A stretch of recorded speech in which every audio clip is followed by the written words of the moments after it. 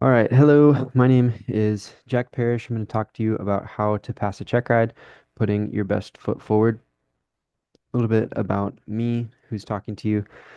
I've taken 16 check rides in my career so far. I've passed all of them first try. Some of those were better than others. Five were Part 121, initial or recurrent, and 11 of those were Part 91. I'm a flight instructor, instrument, multi-engine, glider, ground instructor. I've got my ATP with Embraer and Boeing type ratings, and then commercial seaplane and glider as well. I own a flight school in Dallas. I've owned it for just over 4 years, and I've been an instructor for over 7 years. I love to fly, and I'm also an FAA safety team representative as well in the North Texas area.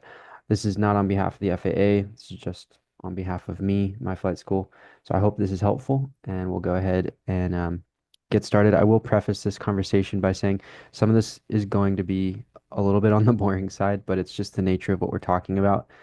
I do, however, think that this is one of the most beneficial, biggest bang for your buck conversations you can have leading up to a check ride. So hope you get something out of it, and we'll get started. So two students with the exact same instructor, knowledge, and skill can have different check ride outcomes. As crazy as that sounds. So we can take responsibility for the outcome and give ourselves the best possible chance to pass. You are the one in control. You are the pilot in command. Look at me, sure. Look at me, sure. I'm the captain now. All right, I'm sure all of you have seen memes with that. So developing that pilot and command mindset starts now. So what are some ways that we can prepare well for a check ride? And I will also say this is kind of geared towards a private pilot because they know less than any other applicant is going to about what to expect for a check ride. But I do think this would be helpful for any level of check ride as well. So the first thing you can do, this is something that my instructor recommended to me when I was a student pilot, and it's probably the best advice that I had even to date, was to bring a list of questions every single lesson. And if you don't have a list, you're probably not studying enough on your own. So that could look like maybe tomorrow you have a ground lesson scheduled. You show up to that ground lesson, you've been studying principles of flight, and you bring three questions to your instructor that you didn't fully understand. If you do that every single time you have a flight and or a ground lesson, you are going to be so much further ahead than someone who doesn't do this. The second thing is to take responsibility. You're going to see this as a theme throughout this conversation. You are the one taking the check ride. Your instructor will not be in the room on the check ride after it starts. Only you. So stop looking to your instructor to save you in flight. Figure it out. If at all possible, figure it out. Of course, your first couple flights, there's a grace period there, but after you get, a week or two into training, you need to be developing that piloting command mindset. So if you don't understand a radio call, don't look to your instructor, ask your traffic control. If you're lost, try to figure out where you are, use your resources. If you're struggling on a landing, don't expect your instructor to come in on the controls. And a really good instructor will know where that fine line is of when they need to step in. So the expectation of help from your instructor is detrimental to your training experience after the first few weeks. The faster you can become independent, the more experience you will have without handholding. So you'll have a much higher quality of experience, even if you have a similar quantity of experience to somebody who hasn't done this. And don't force your CFI to be a helicopter mom, and a good instructor will know how to let you struggle and when is the right time to let you struggle. All right, so know the requirements. This is an open book test. We've got the FAR aim and we've got the ACS. So we'll start with the FAR. Starting with the end in mind, depending on which check ride you're taking. Here's the most pertinent regulations. You can see a pattern there: 103, 123, 183, 105, 125, 185. For private, commercial, and CFI initial, they follow a very similar pattern. Even like ATP, all of these follow a very similar pattern. There's really not that much here in the FAR that you have to be super familiar with, but these you should know all of these related to the check ride that you're taking. And specifically for the experience requirements, 109 or 129, so forth, I would tab those in your logbook, just like there's the picture here of this logbook. how it's tabbed at the different experience thresholds. So, for example, when you finish your 5th hour of cross-country solo requirement, I would tab that flight where you meet that requirement. And that'll make it easy for the examiner as well because they're opening up your logbook, which is your legal document, your legal testament to your flight experience, and they've never seen it before, right? And now they're having to navigate it. So just helping them out a little bit will help with a good start. All right, so now let's talk about the examiner's mindset, knowing the examiner's frame. They are their frame of reference going into this check ride is really shaped by the ACS appendices. So Appendix 1, 2, and 3 talk about some different things. So we'll get into each of those. If you can understand what the examiner is thinking and how they are approaching the check ride, you'll better understand what is expected of you. I get asked a lot about what do you think the examiner wants for this, or what do you think they're wanting me to do here? Well, it's pretty clear. They actually they don't have a lot of leeway with that. They are hired by the FAA to enforce the FAA's standards in a very specific way, and the ACS tells us how that's supposed to happen. So if you know the ACS, you know the answer. Examiners are pilots too. Examiners are humans too. If an examiner took a check ride, they're not necessarily going to be perfect on that check ride. So they're not necessarily looking for perfection, but they are looking for do you meet the standards? And also, are you a safe pilot? All right, so Appendix 1. The first thing they're going to do when you get to the check ride is qualify you, the applicant, and the airplane. So they're going to look at the generic prerequisites from 6139 and then also the private pilot specific prerequisites in 61103. Of course, if you're taking a different check ride, the 103 portion would be like 123 for a commercial. Right? You also have to take a written test for this check ride. Not all check rides require a written test, but this one does.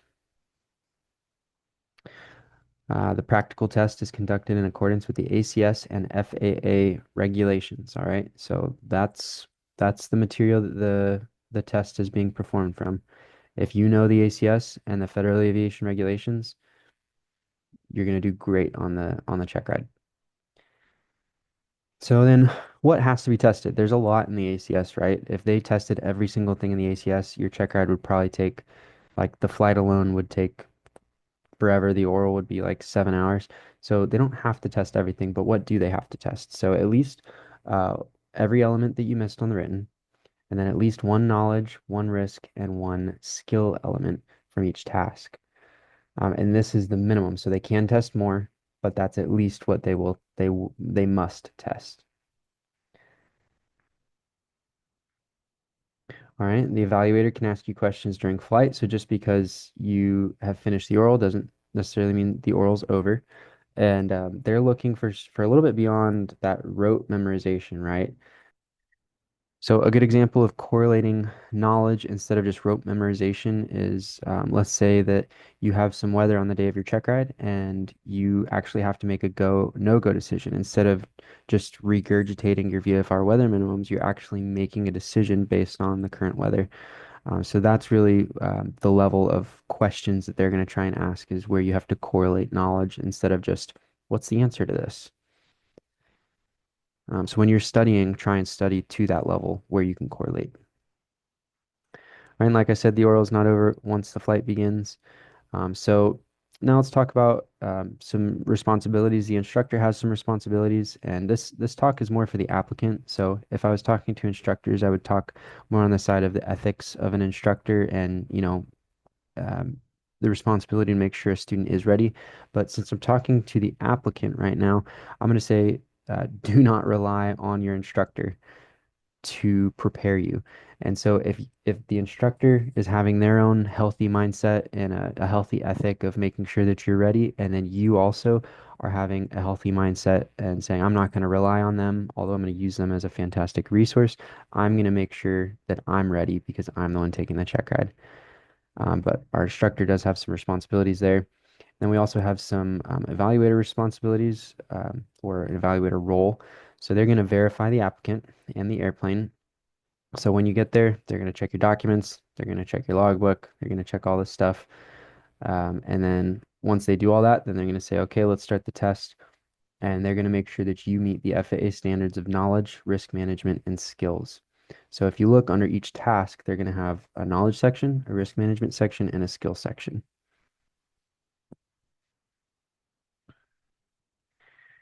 The evaluator is also supposed to use scenarios to evaluate. So again, kind of that correlation level of understanding. We don't just want to test somebody's ability to memorize things because that's not really an effective level of learning. We want a higher level of learning than rote. We want understanding and comprehension. All right. If you're worried about your English level, you need to meet ICAO level 4 English. If you're not sure what that is, just do a quick Google. Also, if you are concerned about your English level, I would highly recommend immersing yourself in the English language. I've mentored a couple students through this before, and you really just have to speak only English 24/7 until you get to where you want to be as much as possible. Put your phone in English, watch movies in English, read in English, write in English, just full immersion. You'll get there way, way faster. All right, so possible outcomes of a test. We have three possible outcomes, as you probably know at this point: satisfactory, unsatisfactory, and a discontinuance. So three potential outcomes. Satisfactory results in a new pilot certificate, of course, the one that everyone wants. Failure results in a disapproval. This is failure in any task. One task is failure of the whole check ride. Now, that doesn't mean you necessarily have to retest every task in the check ride. If you had elements that were satisfactory, you can have credit for those. But then when you retest, you have to do what was unsatisfactory plus what was incompleted. And then the third one, the discontinuance. So what is a discontinuance? It's a pause button. You should not really have to pay again if you do discontinuance. I know there's some examiners that do. It's kind of up to their discretion for that, but a discontinuance is supposed to be a pause button, so it's the same test. Reasons this can happen: equipment failure, weather, or illness. Really should only be these three reasons. As soon as you ask for discontinuance, that's it. Check ride's over. Um, and you can ask for it, or the examiner can call for it. With the weather, the heart of this is not so that you can start the check ride and then discontinue for weather. If you don't think you're going to be able to complete the flight, you're not supposed to start the check ride at all. So you may end up in a conversation with the examiner where they're trying to figure out your personal minimums or what you think about the weather before the check ride even starts. If they're having that conversation with you, it's probably because they want to see if there's a good chance you're going to fly or not. But of course, at any time, if you need to discontinue, you can, even if it's in the middle of the flight. That is always an option. So don't be scared um, if that needs to happen for the sake of safety. Some matrices here that won't apply. Some multi-engine stuff won't apply to the average first-time applicant for the private pilot. Next appendix, safety comes first. It's okay to suspend a maneuver for traffic, airspace, clouds, or altitude or anything else. If there's a safety concern, let's say you're in a steep turn to the left and you see a Cirrus coming across, you're about to impact, and you move out of the way and avoid that traffic, the examiner is going to be thrilled that you did that and suspended the maneuver for the sake of safety. They should brief that as well before the flight. That actually happened on one of my check rides. I was in a steep turn and there's traffic, and I suspended the maneuver, turned away. I think it was on my MEI, my multi-engine instructor, if I'm not mistaken. It was in Florida over the coast, the East Coast, and there was a steerman, oddly enough, that we got really close to. I wouldn't quite call it a near miss, but we got pretty close. All right, so use visual scanning for every phase of flight. ADS-B is great, but you got to keep your eyes outside. You can fail a check ride for failing to maintain collision avoidance and visual scanning. One thing I will say with that though is generally if someone fails a check ride, you have people online or whatever that are like, I failed for this. Can you believe it? It's so unfair. It's generally not one reason that someone fails. I think examiners are typically looking at the whole picture and they're looking at multiple things to where that person's becoming unsatisfactory on that check ride. It's pretty rare that it's just one thing, and if it is, it's generally going to be something that was just like really bad, like they were about to crash or something like that. But especially with maneuvers, the examiner does have a little bit of discretion there of what is satisfactory and what's not. So stall and spin awareness. Do you know the indications of an impending stall? That stall horn, the quieting engine noise, the buffet, the change in the angle of attack, slowing airspeed in a 1G situation. There's a lot of indications there. And then maintaining coordination for all phases of flight, unless you're intentionally doing a slip. And then limiting your bank angle in the pattern. Generally, it's a good idea not to bank more than 30 degrees. We know that as we increase our bank, our load factor increases and our stall speed increases as well. Avoid cross-controlled conditions low to the ground. It's a good way to get into a spin. And then if there's use of checklists here, if there's a checklist available, use it. The only time you don't want to use it is if it is impractical or unsafe to do so. So if you have an engine failure, low to the ground, do not bother with that checklist. Aviate first, and then do the rest later. But if there is a checklist available, you do need to use it, workload and safety permitting. Positive exchange of flight controls. This is one that the FAA wants it to happen a very particular way. So you and your instructor in your training may have gotten relaxed with this, but just remember the examiner is looking for this on the check ride, and even if they don't do it, you should do it this way. So you have the flight controls, I have the flight controls, you have the flight controls, and then visual confirmation afterwards. Use of distractions. So I kind of break these into two categories for types of distractions. There's distractions in the critical phase of flight, and then also in the non-critical phase of flight. So if it's something in a critical phase of flight, a common example with this will be the examiner dropping a pen on takeoff. So they want to see, are you going to reach down and grab that pen on the takeoff roll while you are flying the plane? That's pretty unsafe, right? So they're seeing if they can distract you from flying the airplane during a critical phase of flight. Now, there's also distractions in a non-critical phase of flight. Let's say that you are up at 4,000 feet AGL and you're doing slow flight and they ask you to look outside for traffic. Now, that's a decent distraction there, right? But it's during a less critical phase of flight. You're up at a safe altitude. You are doing slow flight, so a distraction could cause you to it's just going to make the maneuver harder. So they could be looking for two different things. Are you able to ignore a distraction in critical phase of flight, or just handle it to the degree necessary and then the rest later? Or is it a non-critical phase of flight and they want to see if you can handle some distractions and still keep a division of attention for flying the airplane? All right, and then we have single pilot resource management. So this is a little bit different than crew resource management. Crew resource management, like in an airline environment, you've got flight attendants, you've got another pilot, you've got dispatchers, you've got ground crew. There's a little bit of a different picture there. Whereas single pilot resource management, where you're going in something like a Cessna, and you don't have all of that support structure around you, but you do have some things inside and outside the airplane. And so SRM is showing that you can make use of all of these resources um, available to you to ensure safe and successful outcome of the flight. All right, and one to point out here is even the on the check ride, the examiner is a passenger. They're not, some phantom ghost in the airplane. They're a real person that's there as a passenger. I would ask them on your briefing, because you've got to give them a passenger briefing, right? I would ask them to help you look for traffic.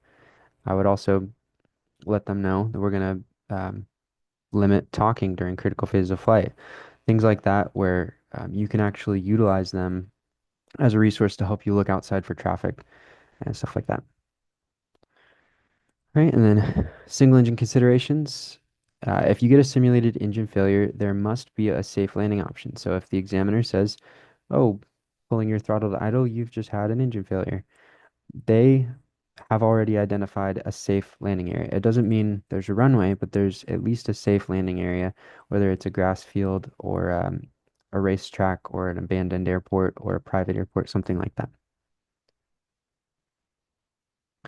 All right, and then Appendix 3, we've got inoperative equipment for the airplane. You can have inoperative equipment, but it cannot interfere with the practical test requirements. So if there's a task that requires some kind of equipment, you have to have it. Otherwise, as long as it's safe and legal, you can have inoperative equipment. If you want to look a little further into this, you can look up 6145 for how the aircraft must be equipped, but it pretty much says that it has to have the equipment necessary to complete the test. Bring a view limiting device for the check ride. Any task that says it must be completed solely by reference to instruments, you have to have that. Um, let's see, now we've got slow flight and stalls here. So for slow flight, a temporary or momentary stall warning is not unsatisfactory. Just make appropriate correction immediately. No preset altitude for power off stalls to recover. So just a technique thing there. Some people will say, okay, recover by this altitude, but I think the FAA is looking at instead of a specific altitude, let's just look at proper procedure. I think their intention is probably for the secondary stall there, if I had to guess. And then power on stalls. Power on stalls, if you're in an airplane that's super high powered, you can reduce your power below 65% if it's needed to keep the pitch from having to go up above 30 degrees.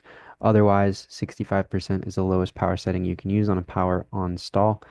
The ACS already allows for reduced power there as low as 65% or up to 100. So for anyone in like a Cessna 172 or a Piper Archer, you're not going to be using lower than 65% power unless you just mount some wild engine on that plane. All right, so that's pretty much it for the ACS appendices. So then here is the bulk of the ACS, your areas of operation 1 through 12. For a normal private pilot check guide, this is what you're going to be having. All right, so here's an example, task B for traffic patterns. This is going to be under, I believe, airport operations, number 3. And this is just the skill section. So if you remember, there's 3 sections, knowledge, risk, and skill. So this is just to kind of give you an example of what this looks like if you've never seen it.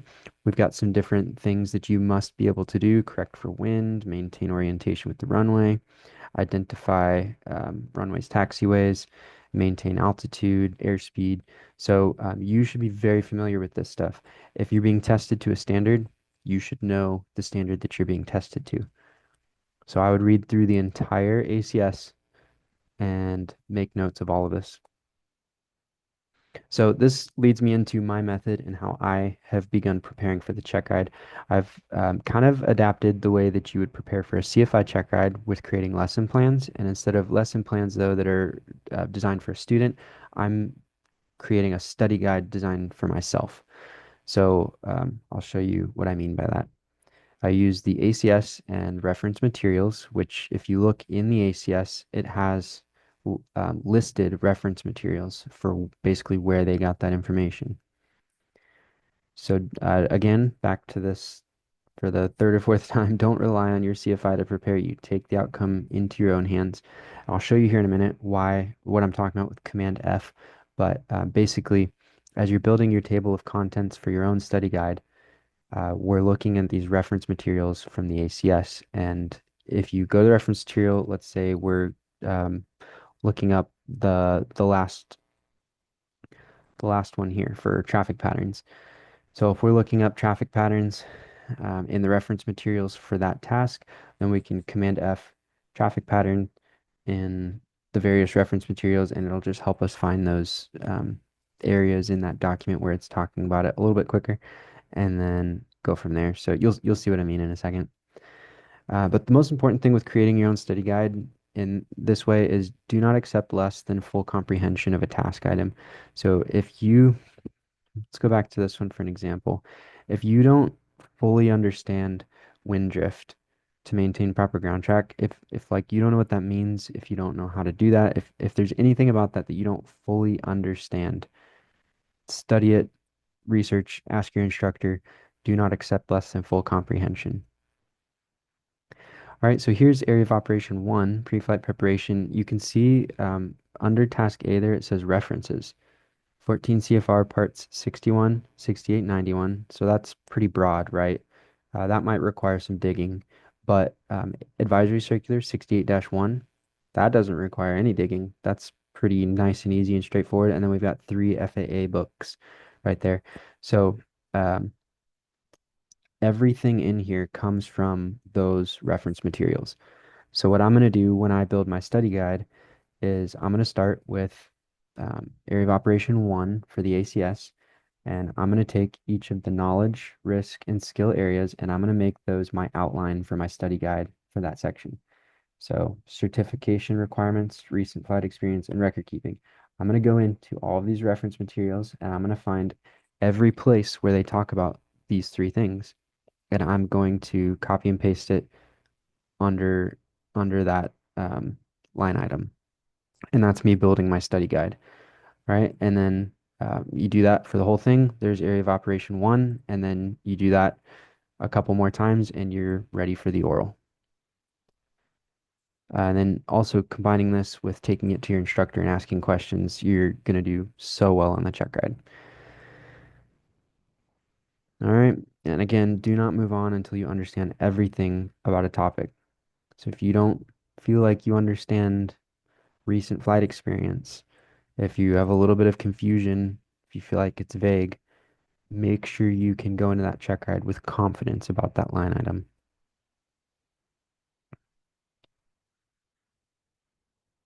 All right, so we're going to follow this link to a study guide that I made for one of my most recent check rides. So I took the glider PTS, or sorry, the glider CFI check ride, and they still use PTS. So I put some links here for some of the most helpful like places that have really good resources for glider stuff where I did a lot of my research. And then I started filling in, this is PTS, not ACS, but I started putting in the PTS task items and then filling in any information that I found useful to myself for the check ride. Now, keep in mind, this was, I think, my 16th check ride, so I didn't put anything for air medical factors. Um, for visual scanning, collision avoidance, this was just something I found interesting that I added. So it's really, you're making it for yourself, whatever you think is going to be helpful for you to study, and also just for like whatever document you feel like would be super helpful to refresh a couple days before the check ride. And then, of course, any areas that you don't understand. That's really a big part of building this out is improving your understanding as well. So, use of distractions during flight training. This was from different, even research articles I found that were like NASA level research articles. All right, so you can kind of see what I did there. Here for regulations and publications, I found every every regulation that was applicable, which was a lot. You can see gets into glider towing. There's a lot there.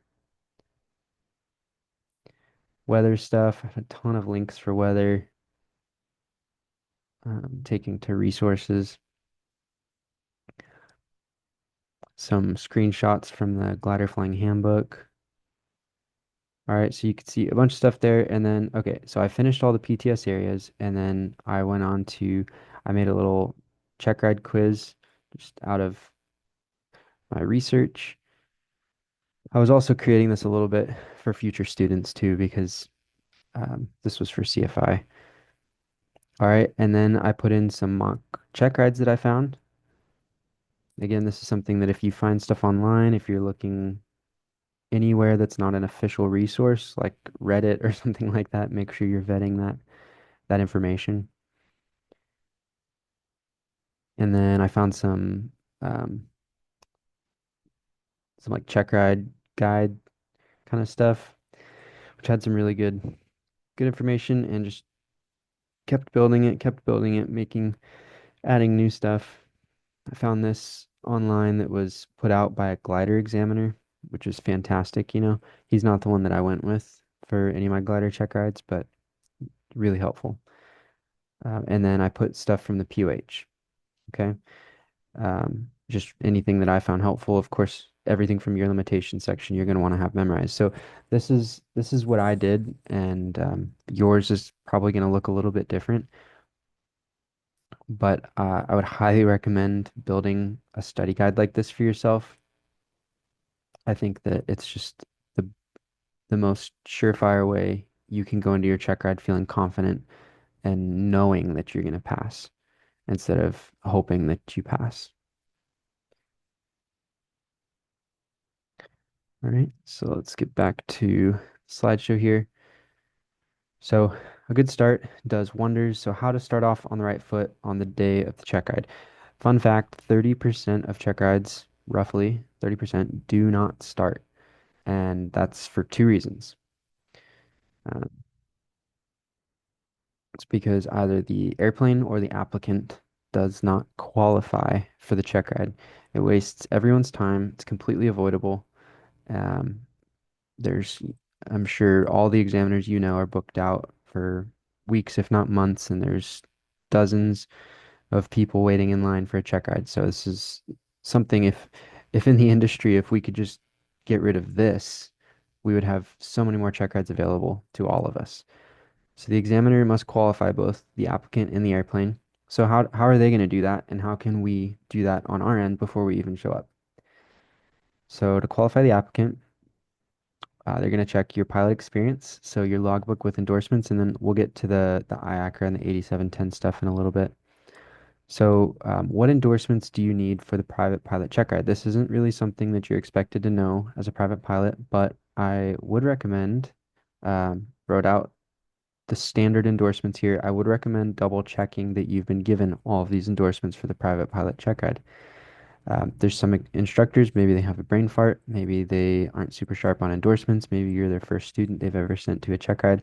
Whatever it is, maybe they don't usually send private pilot check rides. Maybe they're used to sending CFI candidates or something like that, and they're a little rusty on endorsements for private. Whatever it is, this list is what the standard private pilot applicant for the airplane single engine land check ride is going to need, all the way from the day you start until you take your check ride.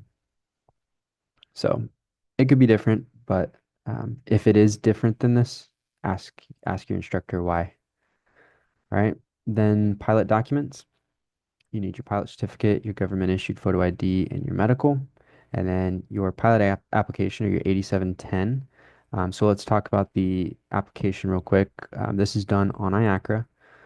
Common mistakes. Keep in mind, this is a government website and it goes down kind of a lot. So don't expect it to be working on the day of your check ride.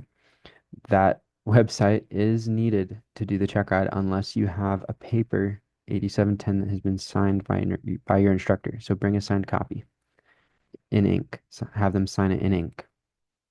And do not wait till the day of your check ride to submit IACRA either. Ideally, 48 hours or more beforehand, you'll have submitted it. So here is what an 8710 looks like. As you're filling it out on IACRA, it'll look different until the very end when it has you look at it and sign it. Then it'll look like this. All right, so you want to make sure that everything is proper in here. This is, keep in mind, this says um, for the certificate or rating which you are applying. All right, so this is not for your student. This is going to be for your private airplane single engine land that you're applying for. Then we move on to here, bunch of personal information. Make sure it's all accurate. Uh, do not put your social security number here. There's an option to put do not use. That's what you should put there.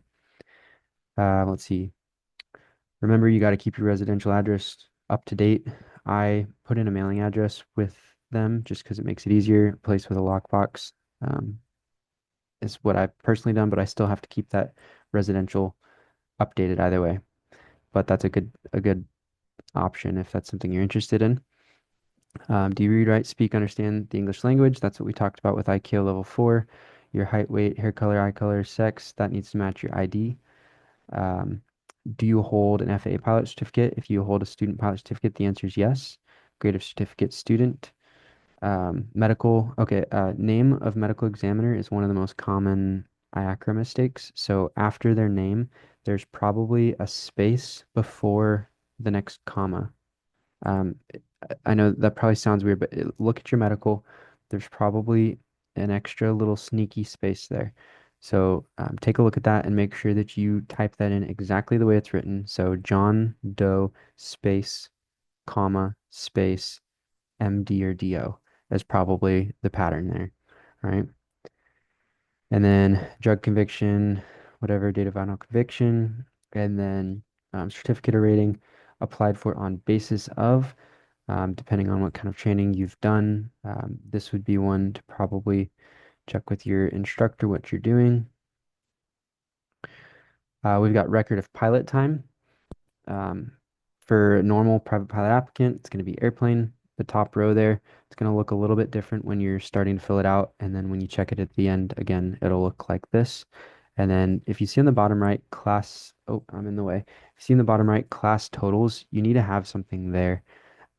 If you don't have something there, they're not going to be able to move forward with the check ride. All right, and then your signature at the bottom. Have you previously received a notice of disapproval? Yes or no, if you've ever failed the check ride before.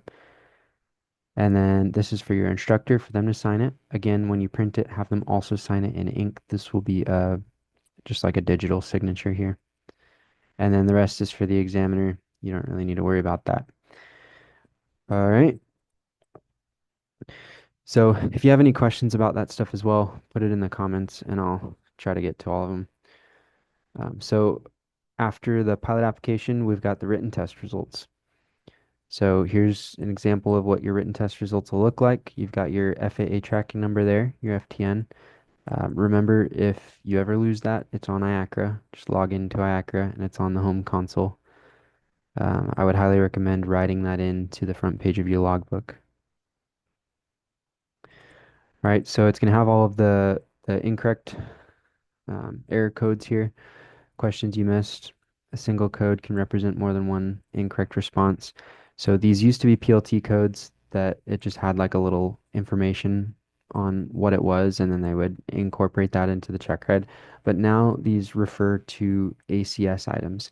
So um, now this, like we talked about earlier, any deficiencies on the written test now must be tested on the checkride as an ACS item. So if one of these was um, pilot recency, now they have to test that. And then your expiration date. And then this is at the bottom. So if you didn't score 100, your instructor has to give you an endorsement and retrain you on the questions that you missed. All right, and then this is kind of everything that we just covered. But the very last paragraph there, if you lose your written test results, you can still access them. Okay, I heard recently about someone whose check ride and didn't start because they didn't have their written test results. There's no reason for that. You can print them off online in 2 minutes. So um, I would say a few days before your check ride, log in to the PSI FAA website and make sure you know your login. And then if anything happens on the check ride, if it flies out the window on your way to the check ride, you can still print it out. All right, so we've qualified the applicant.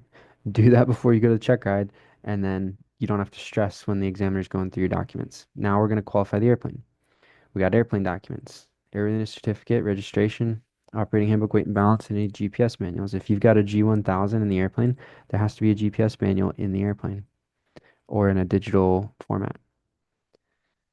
Um, Talking about the registration, the examiner's probably going to look up the registration on the FAA website. So you might as well go ahead and do that and see what they're going to find, okay? So I just used one of our airplanes as a sample. You can see at the very bottom, registered owner, Parrish Aviation. And then if you look at the top, serial number, 172, etc., and you keep going across, status is valid. And then if you go down there from there, it has certificate issue date and expiration date. So you can see it's good for 7 years. It's valid. The owner on the website matches the paperwork that we have in the airplane. Um, You could run into something where if it's a newer airplane, like a newly purchased airplane, you could have an application for registration in the aircraft with the bill of sale. That is also legitimate, but just keep in mind if that doesn't match what's in here, like it needs to show that the application's pending, or I don't remember exactly what it says, but they need to look like they match. Um, if you have an application there, but the one on the website doesn't show that an application's been submitted, then you need to probably get that fixed before you go to the check ride. All right, and then the weight and balance or the waveform. Sometimes people think this means the weight and balance that you calculate beforehand when we're talking about our airplane documents here, but this is the waveform for the airplane that is signed by a mechanic. So this should have all of the current equipment in the airplane. If you had a six pack in the airplane and they pulled it all out and put a G1000 in there with some G5s or something like that, the weight and balance is going to change, right? So after there's equipment changes, they have to get a new waveform. It has to be signed by a mechanic. It'll show the date and everything. So just make sure you have the most current copy and that it is signed and that it's accurate for what's in the airplane. All right, and then airplane maintenance records. So it's pretty standard stuff, right? Annual, all this stuff here. Now, if it's the private pilot check ride, you don't necessarily need the instrument um, inspections, right? But a lot of flight school planes are going to have them anyways. Um, but that could be a question on the check ride. Well, do you need your alt static inspections? And the answer is technically no for VFR flight, but that doesn't mean you can't have it, right? And then let's see, for the airworthiness directives, it's good to know how to look those up. So a lot of people don't know how to look them up, and also I would highly recommend to check the maintenance logs and see if there's an actual AD record, or if there's just something in the last, like, say you look in the airframe maintenance logbook under the last annual and it says all ADs complied with or something like that. Well, that's not really sufficient. It doesn't show which ADs were complied with, when they were complied with, or how they were complied with. So if you go to the FAA's website, drs.faa.gov, you can click on airworthiness directives here, go to AD final rules, and you need to know how to do this for your airplane. So you're going to get this matrix, go to make and model here. So depending on what kind of plane you have, if you have a Cessna, type in Textron and select Textron Aviation Inc. That company bought Cessna, and then pick your model. If you pick the wrong make, it probably won't show the right model. So that's a little hack there to make sure you did it right. All right, and then if there's anything else to click, I want current. I'm not going to pre-select any ADs or anything like that. Nothing here. Cool. And then if you see here right now, there's almost 17,000 results before I do anything. So then I hit apply and it goes down to 9. That sounds right. Just right off the bat, you want to make sure that number like looks right. So if you have 2,000, I mean, I don't think there's any planes with 2,000 ADs on them. Maybe like a Boeing. That's not meant to be a slight towards Boeing. Maybe like a jet or something that's been around for a long time. Possibly. But for like a Cessna or a Piper Archer, they're probably going to have a handful. And then even the ones that are here, like this first one, is for an autopilot system, and it looks like it's for some kind of Garmin product, their GFC products, potentially some more if you clicked on that. So if your airplane doesn't have an autopilot right off the bat, this AG isn't applicable to you. But let's go to one that probably would be. Here's a fuel quantity indicator. So you could look at this one and see how, just first of all, make sure that it applies. And then, we'll click on it. Let's see. So you can first check the make and model here, make sure that you can find your make and model. And then um, just read all the notes here. And then we're going to come down to this side, look at the summary. new AD for various airplanes modified with certain configurations of Garmin G3X electronic, blah, blah, blah, or Garmin GI 275 MFDs. Okay, so if you don't have that equipment, it doesn't apply. If you do, it does. Let's look at another one.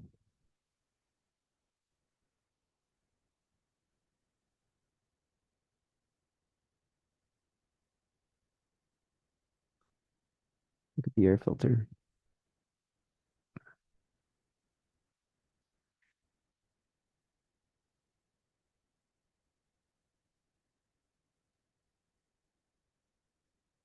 All right, so for our air filters,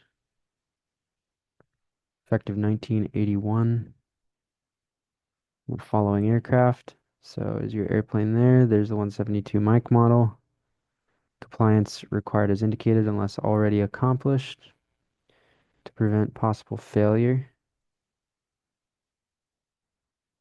Accomplish the following within 25 hours.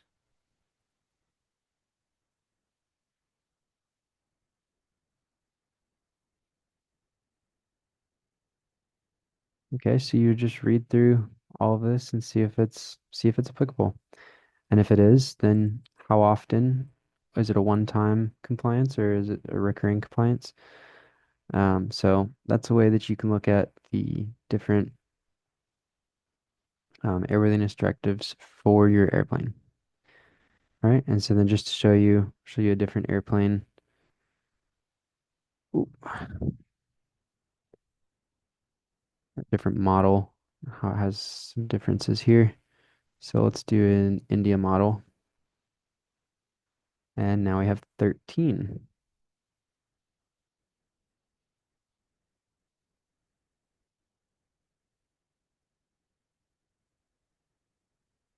All right, wing flap actuators jack screw.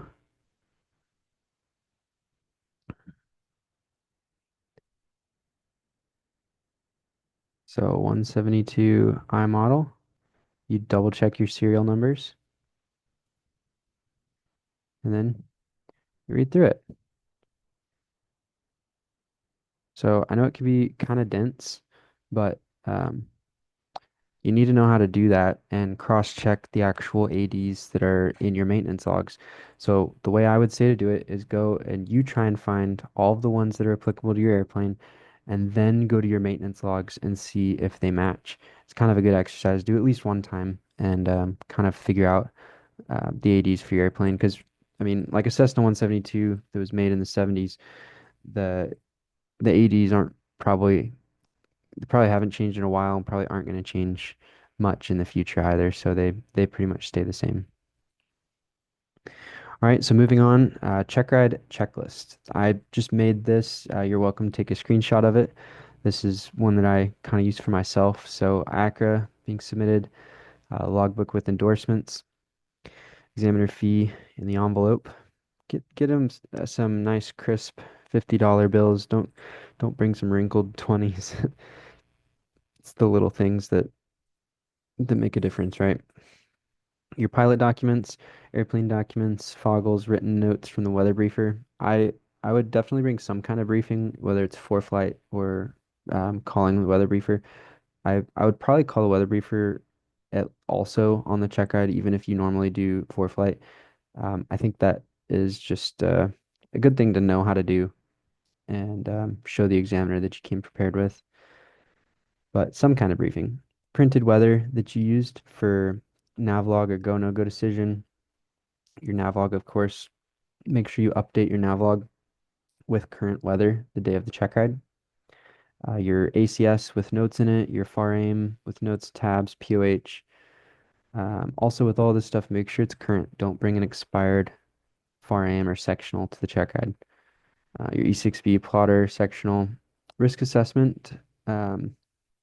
Tool. I'll show you one here in a second, and then some performance calculations. So these are some good ones to bring the check ride. You don't have to, but I think it's a good idea to come prepared with these so that when you get into the different performance conversations and stuff, scenario conversations, you already have some numbers that you've prepared. It's going to make you look like overachiever, and it's going to be a good start to your check ride. Also, maneuvering speed, um, I would calculate. So you've got your max gross maneuvering speed, which is probably in your POH, but I would also calculate your maneuvering speed for weight of your lowest planned weight on that flight. So take your fuel burn, and so basically your landing weight on your nav log, and then calculate your maneuvering speed at that weight, which will give you your lowest maneuvering speed. So then you have a maximum and a minimum for the day. All right, so we're going to look at a flight risk assessment tool here. I can put the link in the video description if you're interested in using this one. It's a good one just to be familiar with. So right now it's showing 0 risk. So I'm going to put here, I'm going to say I have less than 100 hours. So risk hasn't gone up yet, but let's see, less than 50 hours. I'm going to say yes. All right, we're starting to put some risk on the board. Less than 8 hours sleep. Let's say yes. Let's say it's a check ride day and I'm nervous. Um, let's say yeah, less than 15 hours in the last 90 days. That risk assessment's going up. We'll say the surface wind is a little high and we got some mountains around.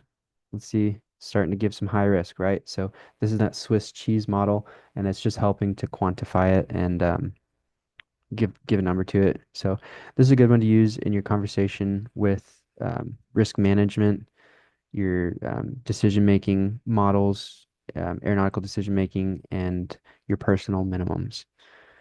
I really like using a FRAT flight risk assessment tool. So link will be in the video description for that one. All right, so I'm super proud of this. I made this um, copy and pasting pictures from the internet. And this is what it should look like on the day of your check ride. You should show up early enough that you can set up the room if you have access to the room ahead of time.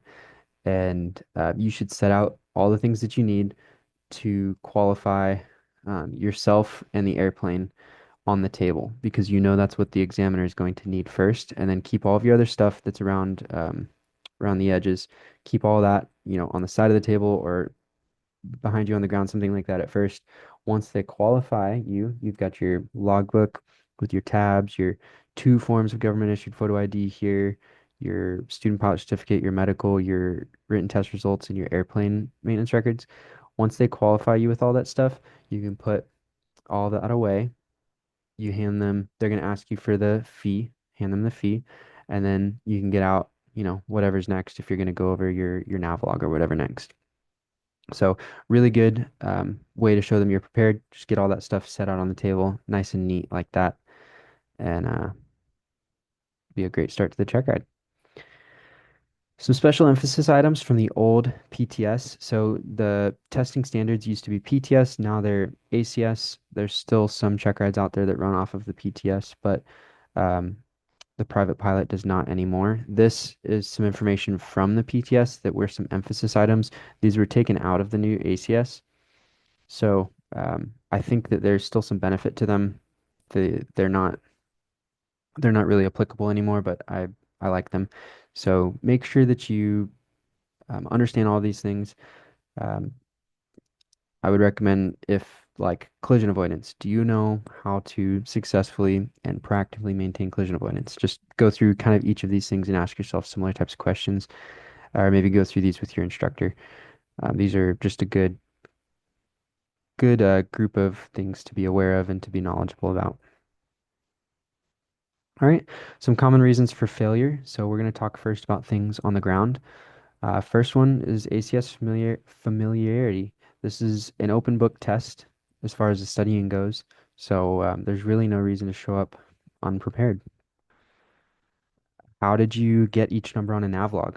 Especially if you're bringing a digital navlog, if you're using ForeFlight or some electronic resource like that, that's great. But you need to know how you got from A to B to C with your numbers.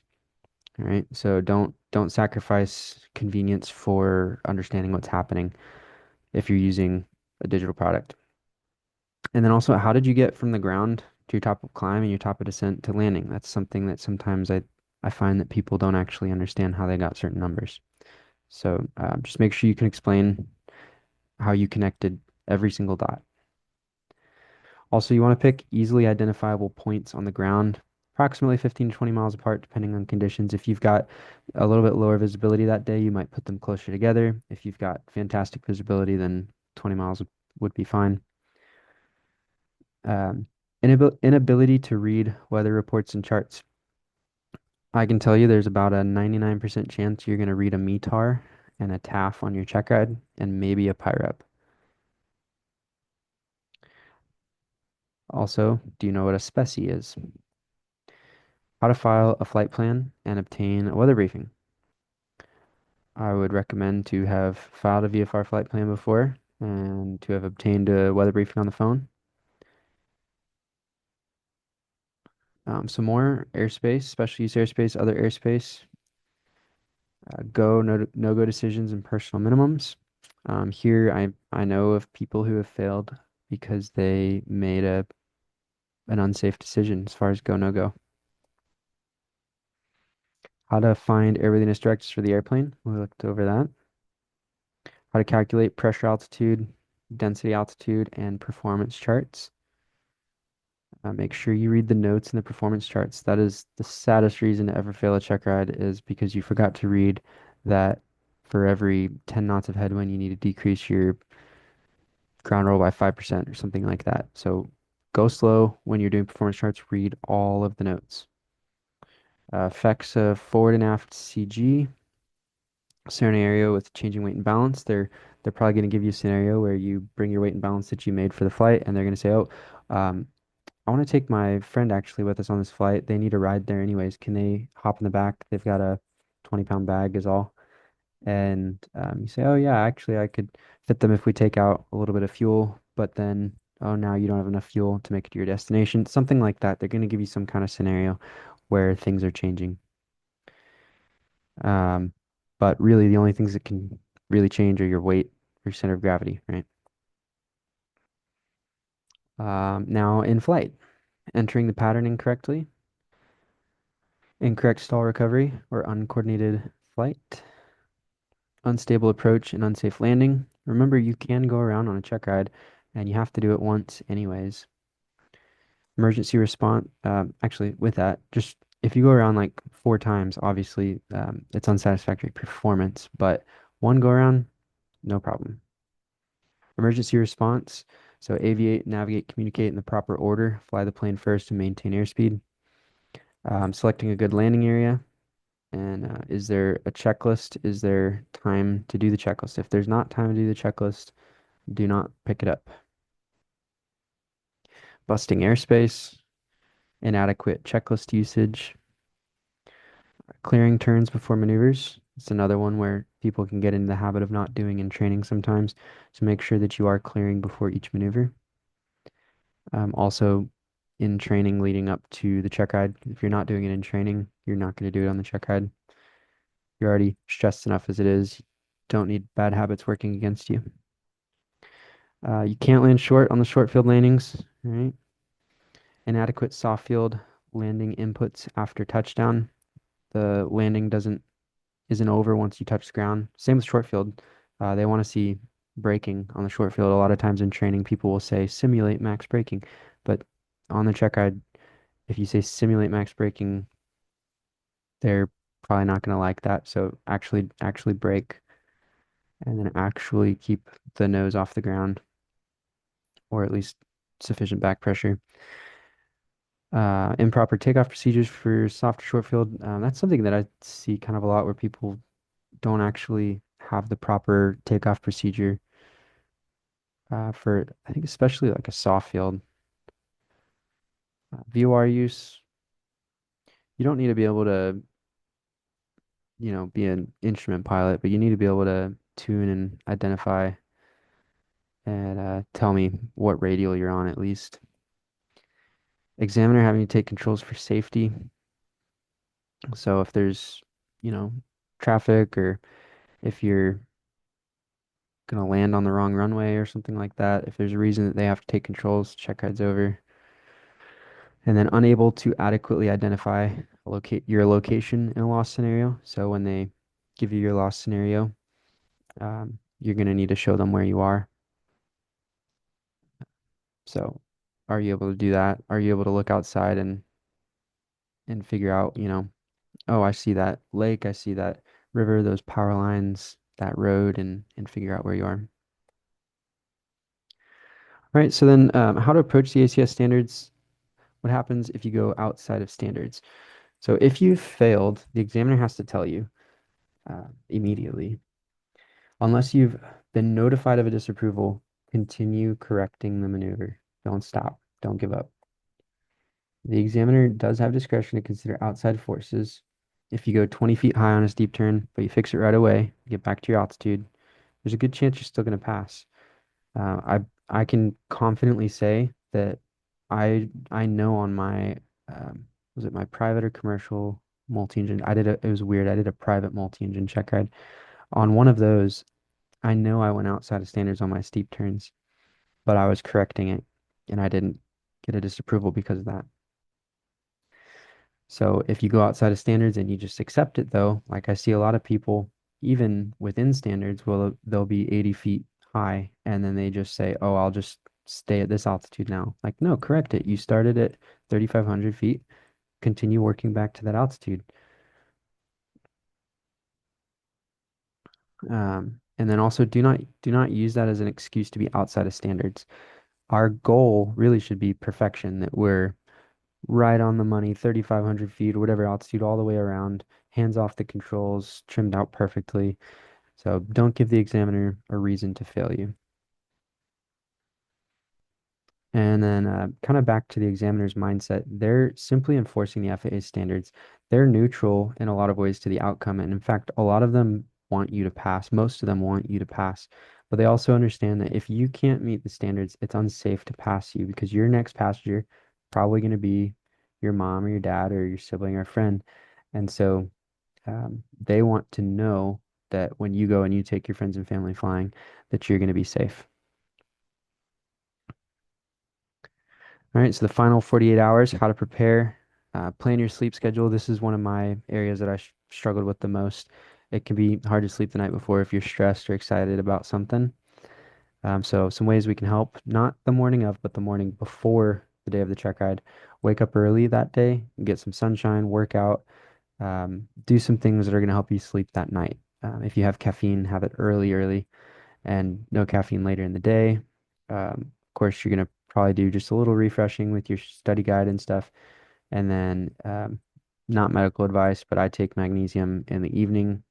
For me, I feel like melatonin will make it hard to wake up for the check ride, but magnesium for me is better in that scenario where I just want something to help kind of get me to wind down in the evening.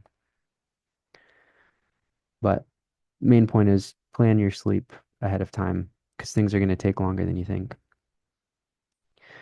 Same thing with the morning of the check ride. You don't want to be in a rush. Things are going to take longer than you think. Don't leave going to the bank to get money to the morning of the check ride. Inevitably, something will be wrong with the ATM that morning. So get things taken care of a day or a couple days beforehand. All right, so some bonus questions. Wrapping up the video here. Some common weak areas, sectional charts. You should be able to tell me every single thing on a sectional chart. Pretty easy. The legend is on the sectional chart. The answers are on the chart. So read the legend a couple times and you should be able to answer everything. Also, don't forget there's a backside to the legend with some of the special use airspace and whatnot. And there's information around the sides of the sectional chart as well. External components. If there's something on the outside of the plane, you should be able to tell me what it is. What kind of flaps do you have? What kind of ailerons do you have?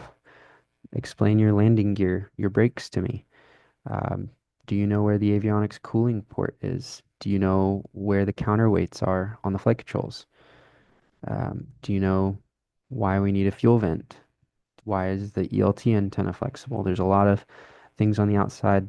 You need to know how to explain those things. Weather, starting with stability, instability, what causes all weather, the sun, heating of the earth, what leads to thunderstorms, stages and dangers of a thunderstorm. How close would you fly to one? Would you fly between thunderstorms? What is maneuvering speed? Can you calculate it? Why do we care about it? Can you calculate accelerated stall speed in a 45-degree bank? It's going to be the square of the load times your original stall speed. So with this one, like everyone knows, or most people know, 60 degrees bank in a level turn is 2 Gs. So a lot of people think, well, oh, you'll stall at twice the stall speed. If your stall speed's normally 40, you'll stall at 80. That's not the case. It's the square root of the load. So the square root of 2, about 1.4 times 40. It's going to give you closer to what, like 60 something, somewhere in there, not double. All right, different kinds of air speeds and altitudes. Should know what they are. What causes lift? Uh, Please don't say that the air on the top of the wing is trying to catch up to the air on the bottom of the wing. That's a good way to make some aerodynamicists turn in their grave. Um, but be able to explain Bernoulli's principle and Newton's third law. Also, Newton's third law, air is not impacting the bottom of the wing and ricocheting down, right? So be able to explain those. What are induced and parasitic drag? Adverse yaw. What is a stall and what are the indications of an impending stall? If I asked you to explain your fuel system or any random system, could you explain it to me? And that is really important with the systems, right? If you're going to be flying a plane and operating those systems in flight, especially if something goes wrong, you need to be able to have some knowledge that you can apply to that situation. And some more here. What are privileges and limitations of a private pilot? What is the purpose of a special flight permit? How would you get one? Can you fly if the stall horn is inoperative? That's a really good question there. A lot of people are going to say yes, because it's not part of our 91205, not part of um, any document except for the type certificate data sheet. So specifically, that one document is going to tell us that it has to be there. Also, have you ever even seen your type certificate data sheet? It's a document you should probably have in your library when you go to the checkride. What is wake turbulence? How to avoid it? When is it the worst and why? What are the different definitions of nighttime? Why do we care about those? Can you ever fly with less than basic VFR weather minimums? Do you know what special VFR is? Um, what's kind of the purpose of special VFR? Would you get that going into improving or deteriorating weather? What does a winds aloft reading of 9900 mean? How does the ignition system work? Uh, Really common misunderstanding of the systems is what powers the alternator, what powers the magnetos, where do the sparks get their spark from? Make sure you understand that the electrical system is separate from the magnetos. The magnetos will work with the electrical system turned off. Pitot-static system errors. What kinds of heating are there available on your aircraft? Your ignition, or sorry, not ignition, your induction, your instrument heating with your pitot-static, and your like defroster, your cabin heat. What are your V speeds? You should have those memorized. What is a TERSA, Terminal Radar Service Area? What are the different types of special use airspace? I think we already said that actually. And then explaining gyroscopic precession. So just a bunch of good things to kind of stimulate, get you thinking where your standard of knowledge and comprehension should really be. So thank you for your time and uh, taking some time with me in this video. Just remember, you are the pilot in command. You are the captain. You are the one in control of that airplane. No one's going to help you. So stop looking at your instructor and start developing that mindset. Good luck on your check ride. And would love to hear comments, questions, feedback, and check ride results from anyone in the comments. Thanks.